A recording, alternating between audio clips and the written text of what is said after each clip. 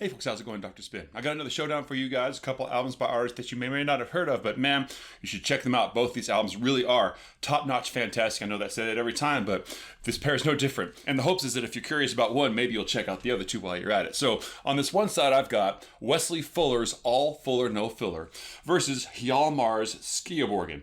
As far as All Fuller No Filler goes, I get that it's probably a little bit maybe arrogant sounding to suggest that your album has no low points on it. But it's really only bragging if you can't back it up. And in this case, he can. All the songs in this album are fantastic examples of kind of contemporary retro power pop. Excellent melodies, excellent use of harmony.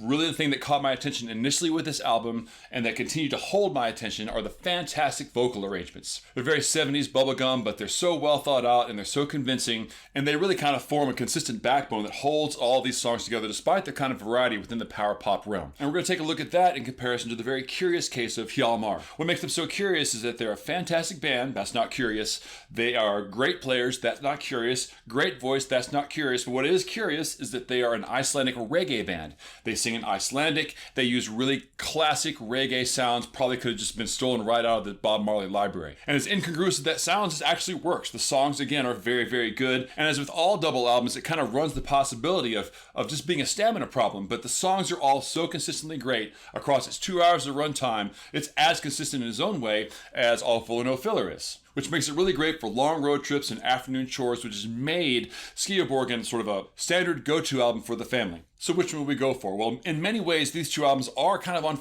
equal footing as far as their quality and their consistency. But earlier this season, I put this Wesley Fuller album up against the new Lemon Twigs album, The Dream Is All We Know. And I love the Lemon Twigs. They're kind of hometown favorites for me, especially since last year's Everything Harmony was just such a big presence for me in 2023. And Wesley Fuller quite handily beat that album out. So on the basis of that amazing feat by itself, I'm going to give it to Wesley Fuller. Although Hjalmar I'm going to be marking for a save. So agree, disagree, please sound off below. Then head over to my YouTube channel where I have more posts on independent artists and deep dive reviews on hidden gems.